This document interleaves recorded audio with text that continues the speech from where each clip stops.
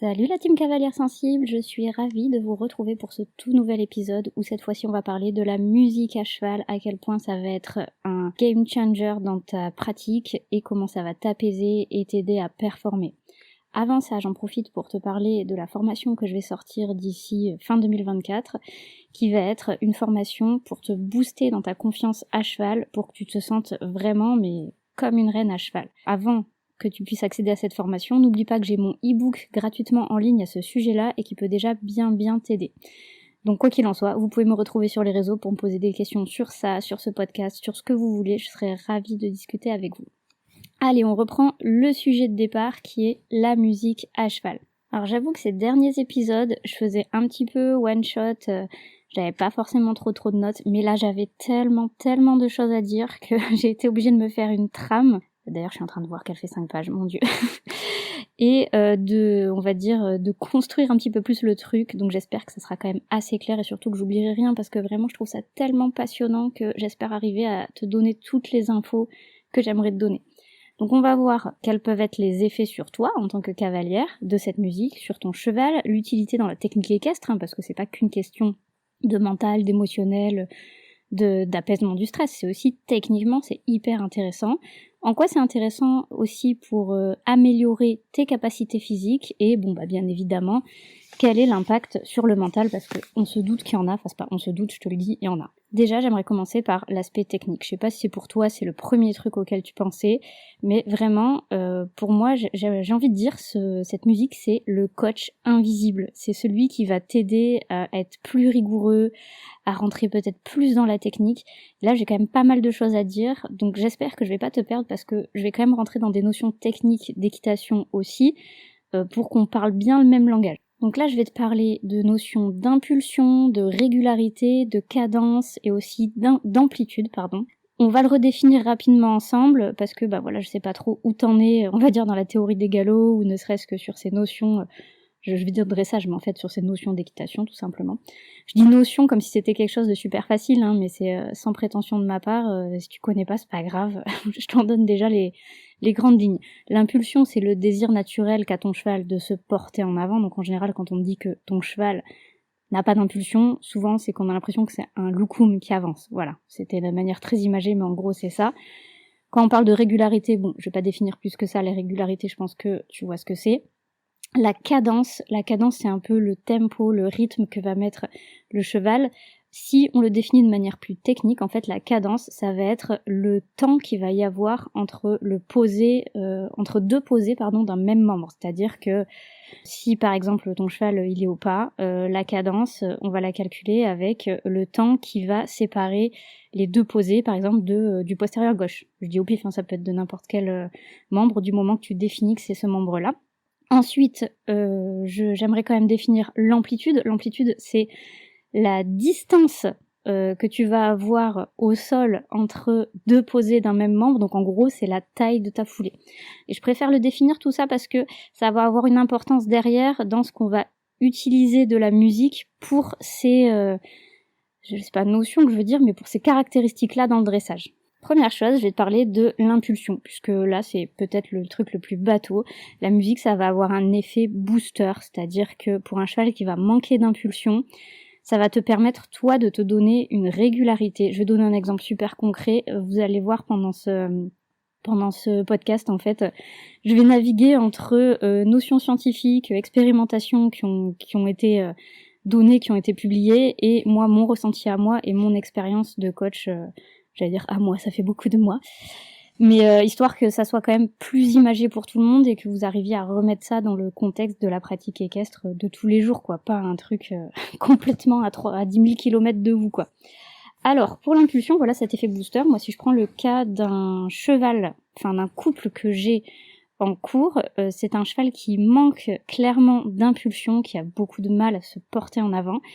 Et c'est vrai que les rares fois où il se met à le faire, on a presque l'impression que waouh, ça y est, il a une bonne impulsion, alors qu'en fait, il est encore limite en sous-impulsion. Et en fait, cette musique, d'arriver à trouver une musique qui correspond à l'impulsion qu'il devrait avoir et à l'énergie qu'il devrait donner dans ses allures, ça permet aussi d'être plus rigoureux dans ce qu'on lui demande. C'est-à-dire que on l'a fait enchaîner ce cheval avec sa cavalière une reprise. Alors c'était pas une vraie RLM, hein, c'était alors pour ceux qui connaissent pas RLM, c'est reprise libre en musique, donc c'est des reprises de dressage en musique. Donc c'était type RLM, et le fait d'avoir mis des musiques, ça a permis d'avoir un cheval qui était beaucoup plus en avant. Après, si je prends le cas inverse, c'est-à-dire le cas d'un cheval qui va peut-être un peu plus précipité, qui va se chauffer, alors sans parler de manière démesurée, évidemment que si le cheval il se démange dans tous les sens, la musique c'est peut-être pas le premier truc à faire, mais ça peut donner aussi au cavalier qui a tellement l'habitude de ce cheval qui précipite dans ses allures, pareil, une régularité, une rigueur pour faire redescendre, on va dire, le cheval dans une impulsion plus normale, dans plus de calme pour arriver à marquer chacune de ses foulées. Alors là, on va commencer à rentrer dans un sujet peut-être un petit peu plus compliqué, donc je te laisse vraiment assimiler ce que je vais dire. T'hésites pas, si t'as pas compris des trucs, à aller me poser des questions sur les réseaux ou même en dessous de cet épisode de podcast, j'y répondrai volontiers.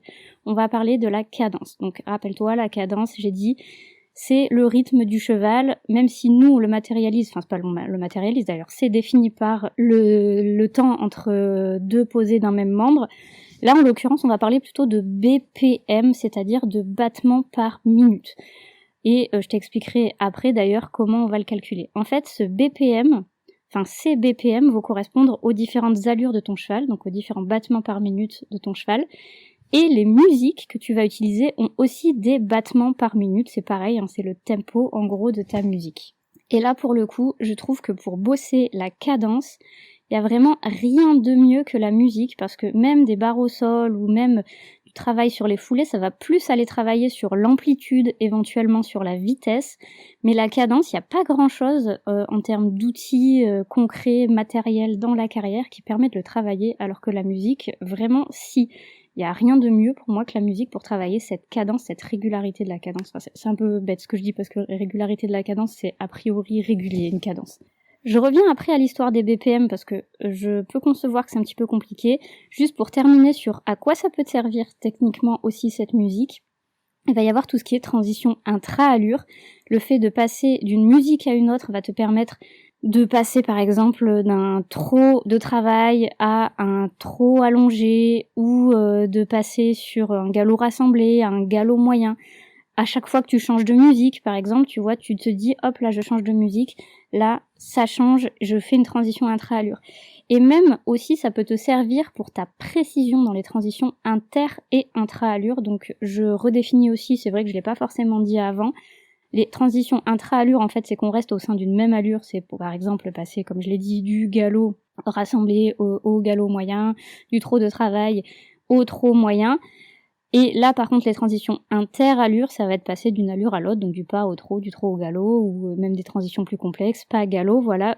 Si tu définis que, je sais pas, moi, chaque fois qu'il y a le refrain, il y a une transition, ou chaque fois qu'il y a tel couplet, il y a une transition, bah là, tu es obligé d'être précis, et c'est une précision sonore et pas une précision visuelle, et je trouve ça aussi intéressant qu'avoir de la précision visuelle, en fait. Puisque bon, techniquement, tu vas quand même utiliser une chanson que tu connais à peu près, ça te permet d'anticiper, mais il va falloir quand même que tu sois super précis. Alors, je vais repartir sur mon histoire de BPM, donc je rappelle battements par minute pour ton cheval. On respire un bon coup, je t'explique tout. Alors, ton cheval, en fait, il va avoir un BPM, enfin un niveau, je sais pas si on dit niveau, dire un résultat, un chiffre de BPM pour son pas, pour son trot, pour son galop, il peut même en avoir plusieurs. Alors, de ce que j'ai pu voir, on va dire, sur la toile, il y en a qui disent que, voilà, entre 90, 115 BPM, ça va être du pas, 140, 160 du trot, 90, 110 BPM, c'est plutôt du galop. En vrai, c'est vraiment une grosse moyenne et ça dépend de ce que tu fais. Je me suis amusée, moi, à le faire sur des chevaux que je connaissais. Alors, mon cheval au pas, je sais pas, parce que je vous avoue que j'ai fait ça sur vidéo et j'avais pas de vidéo forcément au pas assez longue pour compter. Au trot, je me retrouve à 158 BPM et au galop 102 BPM. Donc ça rentre dans les clous, on va dire, des normes que je vous ai énoncées avant. Par contre, sur une jument que j'ai fait travailler en cours, justement, on travaillait les variations d'amplitude, variations de la vitesse, parce que la vitesse, en fait, dépend est corrélé à la cadence et à l'amplitude, pardon. Et là, j'étais à 84 BPM, si je dis pas de bêtises. Voilà, c'est ça, j'étais à 84 BPM, ce qui est en dessous de la norme. Mais bon, là, vu qu'on était quand même sur du pas assez rassemblé, assez lent, en soi, c'est assez logique. Donc, pas d'inquiétude si votre cheval, votre poney sort de ces normes-là. Ce qui est important, en fait, c'est juste que vous connaissiez ce chiffre-là. Alors, tu vas me dire, super, mais d'où tu sors ces chiffres, quoi? Alors, je me suis basée sur ce qu'une société avait donné à l'époque. Je sais pas si t'as connu, ça s'appelait Horsecom. C'était l'histoire d'un bonnet avec un écouteur pour le cheval. Le bonnet, il était sur la tête du cheval. Nous, on avait un écouteur aussi au niveau du casque. Et en gros, on pouvait mettre de la musique et le cheval et nous-mêmes entendions. Et il y avait des playlists, mais bon, enfin voilà, je dis à l'époque parce que si je dis pas de bêtises, en fait, la société n'existe plus. Donc il n'y a plus vraiment d'informations sur ça, mais comme à l'époque j'ai eu ce matériel-là, je peux du coup vous en parler à peu près en connaissance de cause. Bon, en gros, ils avaient sorti des vidéos pour arriver à calculer les BPM au pas, au trot et au galop de son cheval. Moi je vous donne du coup comment le calculer. Je pense que ça sera peut-être plus simple si je vous fais des vidéos, des réels à ce moment-là, donc n'hésitez pas à passer sur Insta. Alors je dis pas que je vais le faire là dans la minute juste après le podcast, mais je vais essayer de vous faire des réels pour arriver à matérialiser ces BPM au pas, au trot et au galop. Alors, si je prends au pas, c'est le moment de prendre un stylo, écrire ou écrire ça sur ton tel comme tu veux. Si je prends le pas, en fait, le battement, je le calcule à chaque fois que le cheval il pose un antérieur, mais le même antérieur. Enfin, en gros, tu prends le même membre et tu calcules, enfin tu fais clic, top, enfin ce que tu veux quoi, mais tu matérialises ce battement chaque fois que ce même membre se pose. Si tu es au trot par contre, chaque battement est matérialisé par chaque temps du trot. Donc je rappelle que le trot est en 2 temps avec diagonale gauche, diagonale droit. En gros, chaque fois qu'il y a un diagonale qui se pose au sol, ça fait un temps différent, ça fait un battement différent. Au galop, c'est comme l'histoire du pas, c'est-à-dire que c'est chaque posée d'un même membre. Après, c'est toi chaque posée d'un même membre, ou en gros, ce que t'arrives toi le mieux à matérialiser au galop. C'est-à-dire que si ce que t'arrives le mieux à regarder au galop, c'est l'antérieur qui avance, chaque fois que l'antérieur il avance, c'est un battement. Ou si ce que tu matérialises le mieux, c'est chaque fois que le postérieur qui propulse le premier temps de galop, c'est celui-là que t'arrives le mieux à repérer, voilà, tu repères celui-là, chaque fois qu'il se pose, ça va être ton battement. Mais voilà, tu te cales sur un seul membre. Bon, c'est bien. On sait maintenant regarder quel est le BPM au pas, au trot et au galop de mon cheval. Enfin, de ton cheval, du coup.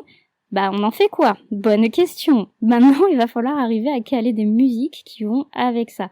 Alors, je suis pas devin, clairement. Je suis pas capable, moi, d'écouter une musique et de te dire, ça, j'en suis sûre, c'est 148 BPM. Par contre, il y a des sites qui font ça super bien. Et donc là, c'est la petite pépite que j'ai trouvée il y a pas longtemps. Je dis pas qu'il y en a d'autres, ça se trouve, il y en a plein d'autres, mais il y en a, je sais, où en gros, faut écouter la musique ou regarder le cheval et taper avec le doigt en même temps pour matérialiser le battement. Bon, faut avouer que c'est un peu long, quoi. Alors que là, sur ce site-là, en gros, tu rentres le nom de la musique, il te propose le listing de la musique en dessous. Franchement, tout ce que j'ai cherché, j'ai trouvé. Il n'y a pas une seule musique que j'ai pas trouvée. Et il te dit exactement combien elle a de BPM. Donc ça, c'est vraiment trop, trop génial. Pas plus de suspense, le site sur lequel tu peux faire ça, c'est songbpm.com, donc song comme chanson, S-O-N-G, bpm.com. Bon, je pense que déjà, rien qu'à partir de là, on peut dire que t'as une grande liberté musicale. Maintenant, on va parler de tes capacités physiques par rapport à la musique. Alors, j'avoue que j'ai pas trouvé d'études scientifiques spécifiques au cavalier, j'ai trouvé pas mal de trucs pour les sportifs. D'ailleurs, j'en profite pour vous dire que dans la description de l'épisode, je vous mettrai les études sur lesquelles j'ai trouvé ce dont je vous parle. Je vous donne pas les noms comme ça à l'oral parce que sincèrement c'est en anglais. Bon, non pas que mon accent soit dégueulasse, loin de là, mais je pense que ça sera plus facile si vous les avez à l'écrit plutôt qu'à l'oreille vous essayez de retaper derrière. Et à votre guise d'ailleurs d'aller lire les études en entier si vous le souhaitez parce qu'elles sont super intéressantes. Donc là comme je vous disais c'était plus lié aux sportifs de manière générale plutôt que spécifiquement aux cavaliers, mais les résultats ont montré qu'il y avait une amélioration de l'endurance, que ça retarde la fatigue, du fait que déjà on est porté, on va dire, par la musique, donc ça nous focalise moins, on va dire, sur la douleur, sur l'effort, et on arrive à retarder le moment où on arrête l'effort. Ensuite, il va y avoir aussi un effet par rapport au rythme de la musique, où vous allez avoir une synchronisation des mouvements, ça va permettre d'accroître l'efficacité et la coordination des différents gestes que le cavalier va pouvoir avoir. Bon, je dis le cavalier, en l'occurrence c'était le sportif, mais bon, je pense que c'est à peu près pareil. Autre chose, là on est quand même un couple, ça va nous permettre de nous synchroniser avec les mouvements du cheval, et ça c'est quand même vraiment top. On va parler de l'impact de la musique sur ton mental, sur ta décontraction, sur ta concentration. Alors là, pareil, je me rebase sur des études que je vous ai mis dans la description de l'épisode. Si on parle de stress, en fait le stress, vous allez avoir une augmentation du taux de cortisol. Le cortisol c'est une hormone de stress, et l'expérimentation, enfin en tout cas l'expérimentation que moi j'ai lue, a été faite par rapport à ce taux-là, où on essayait de mesurer ce taux de cortisol. Et les résultats qui ont été obtenus, donc là je parle pas forcément que du sportif, ça a été fait sur les humains de manière générale. Donc encore moins spécifiquement du cavalier, mais bon, je pense que le cavalier reste un humain, jusqu'à preuve du contraire, même si des fois on se demande. Alors, les résultats ont été que, en fait, il y avait une vraie différence si on écoutait la musique avant un effort ou avant une situation stressante. Donc, par exemple, avant une compétition. Là, effectivement, il y avait un taux de cortisol, qui était plus bas que pour ceux qui n'avaient pas, le groupe test, en fait, qui n'avaient pas écouté de la musique.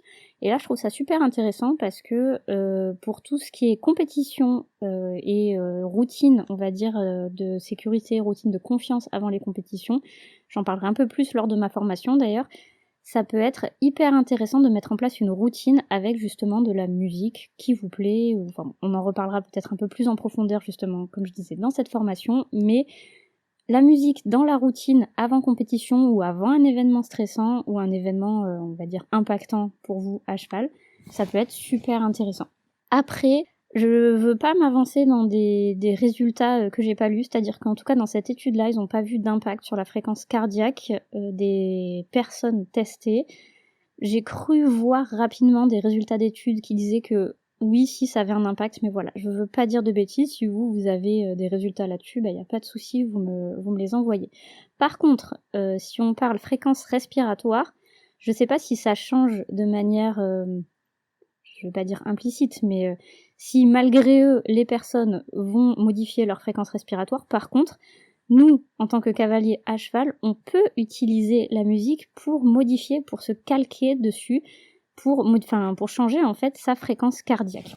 Bon, évidemment avec une musique lente, puisque tant qu'à faire, on va essayer d'avoir une fréquence respiratoire qui est moins élevée. Alors là, je sors des expériences scientifiques, je vais te parler plutôt de mon expérience perso, parce que j'utilise énormément la musique pour caler ma respiration.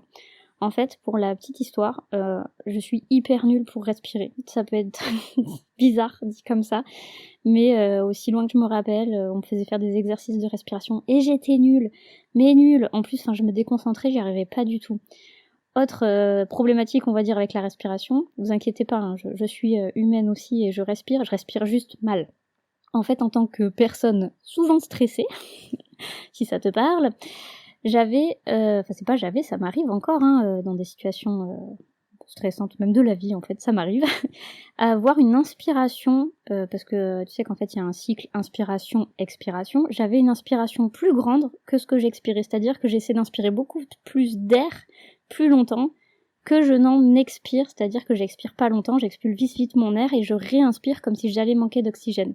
Et là en fait, le fait d'utiliser la musique, ça me permet d'avoir un cycle respiratoire qui est déjà beaucoup plus régulé, beaucoup plus régulier, voilà, c'était plus le mot d'ailleurs que je cherchais, pour arriver à avoir une vraie belle expiration. Alors là j'ai un exemple de musique, j'en donnerai pas 50 forcément dans le podcast parce que bon c'est comme je disais, il y a les histoires de BPM, on en reparlera à la fin, mais là je te donne un exemple de musique que moi j'adore écouter quand je suis en train de faire ma détente à cheval, c'est Will Be Found de Sia. Donc je te laisse écouter si tu connais pas. Bon après t'aimes pas, on va dire les goûts et les couleurs, mais ce que j'aime beaucoup dans cette musique, c'est que elle est assez lente, et pourtant assez entraînante, et elle me permet d'avoir des bons cycles d'expiration. Alors c'est sûr que voilà, sur ce type d'exercice, tu vas éviter une musique trop saccadée, trop rapide. J'en profite, du coup, peut-être que certains vont moins m'aimer. pour parler de la musique, mais la musique version chantée. Alors pas de panique, parce que je suis très nulle aussi pour chanter. La fille qui a des problèmes, elle respire pas, elle sait pas chanter. Je suis aussi très nulle pour chanter, ou en tout cas, enfin c'est pas que je suis très nulle, je sais, j'arrive à le faire. Après, vaut mieux que personne m'entende. Et en plus, j'aime pas me faire remarquer plus que ça, donc voilà, il y a moyen, hein, t'inquiète pas, de faire ça discretos. Et puis bon, on va s'avouer que tout le monde le fait sous la douche, dans la voiture. D'ailleurs, en petite digression, je me rappelle de quelqu'un qui m'avait dit que je téléphonais vachement au volant, alors que pas du tout, en fait. Moi, je chantais tout ce qui passait, tout ce qui passait à la radio sur les trajets, quoi. Bon, bref, je reviens à mon histoire. Si je reprends cette chanson-là de Sia Will Be Found, je l'utilise lors de ma détente, en l'écoutant, mais deux, aussi en la chantant. Alors voilà, personne s'en est jamais rendu compte jusque-là, parce que je chante pas bien fort, c'est juste pour moi, mais ça me permet d'avoir des vrais temps d'expiration matérialisés quand je chante, où vraiment je vais expulser l'air et ça vient me poser, ça me permet de me mettre dans une espèce de bulle de sérénité avant de commencer ma séance.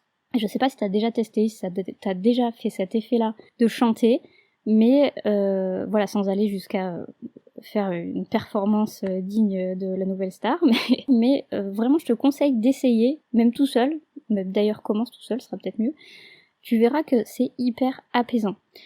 Je finis encore avec ma petite parenthèse sur le fait de chanter, puisque là je voudrais parler du fredonnement, j'en avais parlé un petit peu sur Insta. Le fredonnement, pour rappeler, en gros c'est quand tu chantes mais la bouche fermée. Donc je vais pas le faire, hein, tu vois ce que c'est.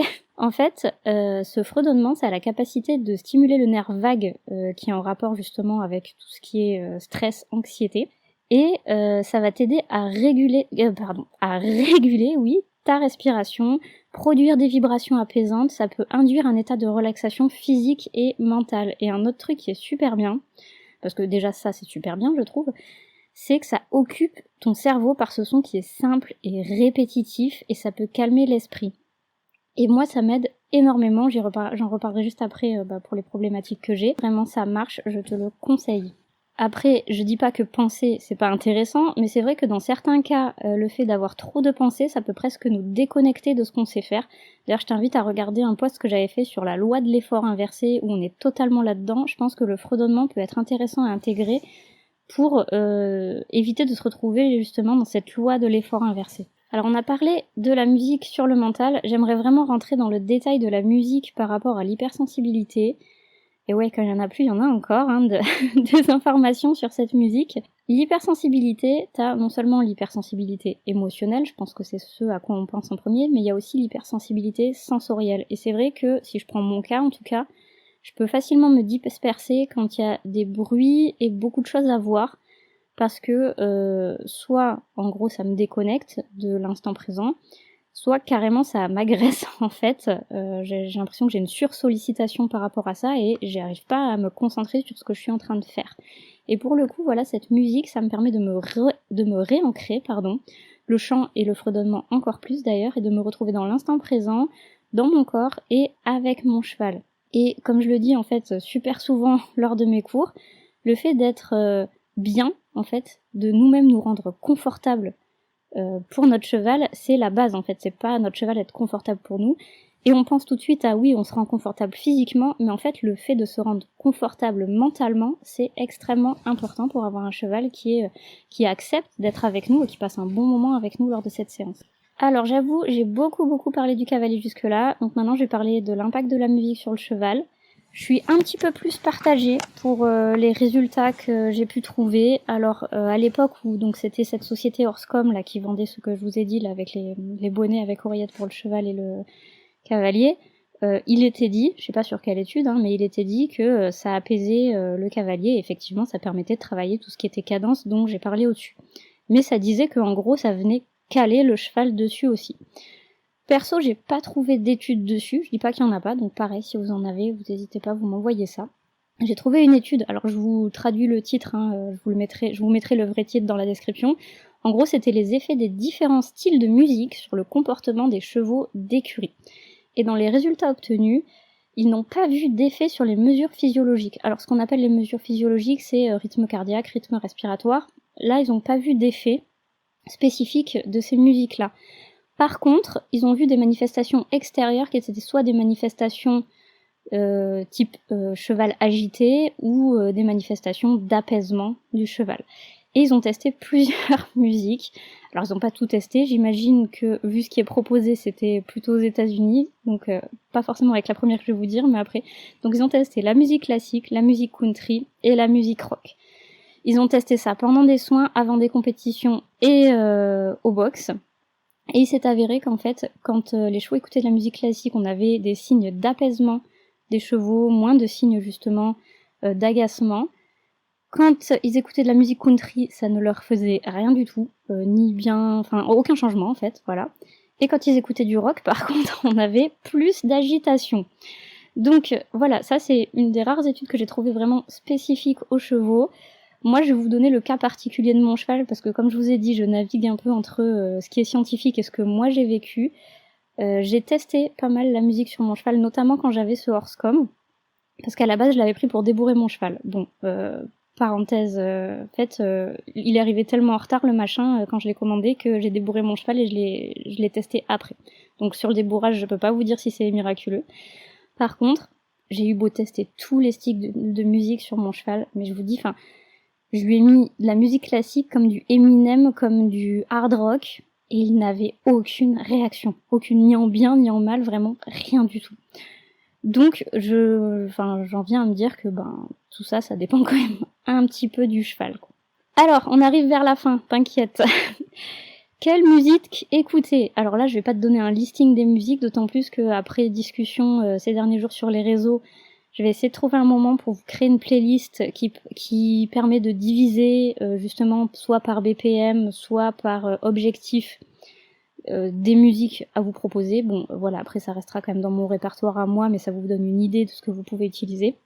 Mais cette musique à écouter, elle va dépendre de plusieurs facteurs. Premier facteur, ton objectif technique avec la musique comme outil. Si tu veux bosser la cadence au pas ou la cadence au galop, évidemment que tu vas pas mettre la même musique.